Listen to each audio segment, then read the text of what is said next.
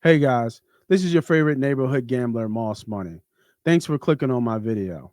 If you're into gambling, if you're into winning money at gambling, hell, if you love talking Eagles, this is the channel and the videos for you.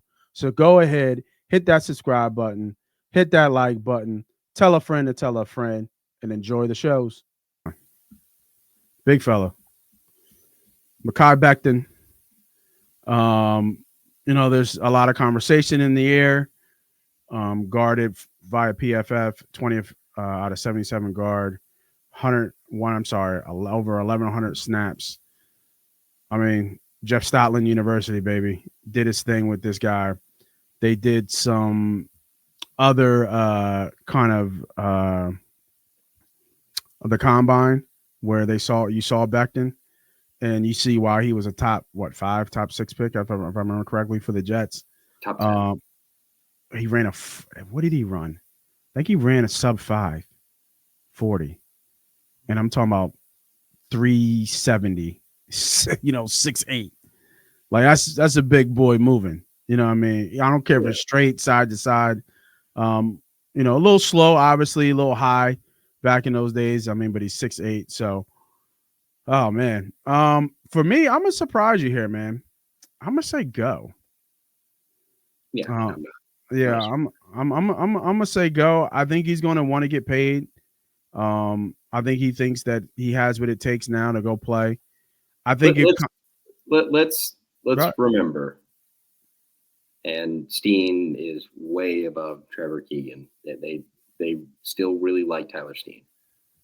Becton was signed after the draft for a 1-year, $5 million deal.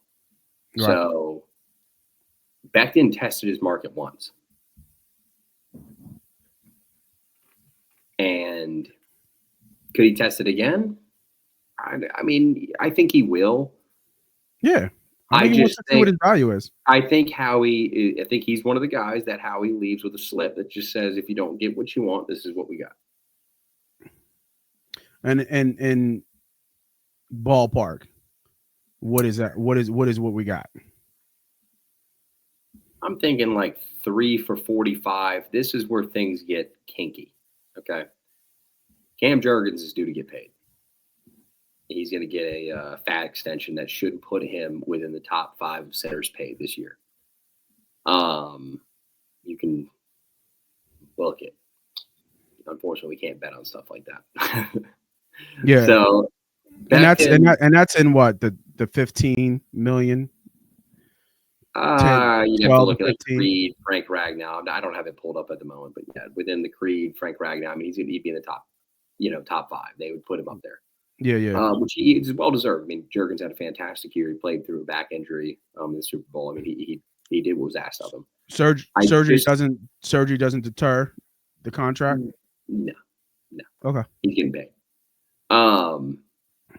What is interesting though is if you extend Becton, you would have 5 offensive linemen on extended contracts and not 1 on a rookie deal.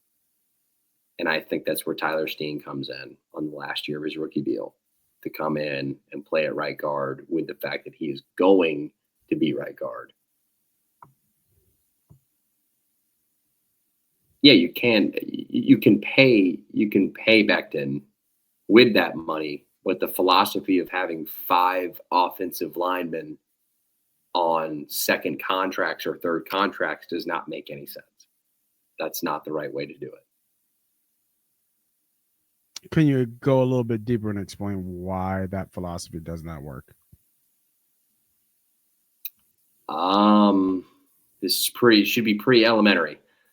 When you get a really good player on a rookie deal like Jalen Carter, you want to pay guys around him because eventually you have to pay him. And by the time you pay him, those around him should have expiring contracts. You can't keep everybody. That's the NFL. So right now we have Jalen Hurts on a extremely unique contract for the QBs. It's not like Mahomes. It's similar to Mahomes and Allen, but it's different the way it falls in. The guys that are getting real money are guys like A.J. Brown, Lane Johnson, Jordan Mailata got a raise. You know what I mean? Like, yep. Becton, they have to pay Jurgens. They're going to pay Jurgens. They have no reason to pay Becton. Let Becton go to the comp pick formula. Let him get paid by somebody else who's probably going to force him to play tackle, in which he's not going to be very good at it, and you win if you're the Eagles. Agreed. You Now, can't save every player. You now can't. on the other side of that with Becton, is the thought is that because he's young, he's only That he could 25. potentially kick out and Yeah, play could right he kick out to tackle Lane? Where Lane? under. Yeah, I think that's where he has to accept a friendly deal from the team, and I think that's where I was talking about that slip of paper, $15 million a year. It looks like, but with a lower guaranteed, with a lot of incentives. So how many more? So you're slipping the paper, and I'm Becton. I'm looking. I'm the player, right? You're the GM. I'm the player. And Oh, that's it looks real good as far as your annual average value. You're up there with the top guards, but as far as actual cash that you're getting paid, it's going to be purely based on performance. and I say okay, and then you tell me, well, the real cash comes when Lane retires and you kick out. No, you set the contract up there to where you renegotiate with Becton when Lane retires. Right. So and Yeah. and that kind of goes to my next thought is how long do you think we have for Lane? He's talking like 3 more years, dude. I mean, he's talking strong, bro. Yeah, that's what I felt. I I felt, mean, and then if he's I'm back then, talking. am I And then when waiting they 3 tried to more ban years? the tush, when the Packers put in the tush push ban today, oh, he's calling it out. I mean, he's all for it. So, Yeah.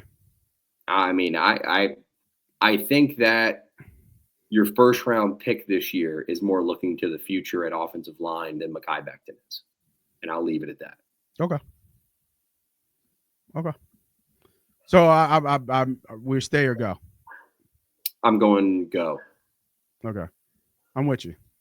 I'm going to go too as well.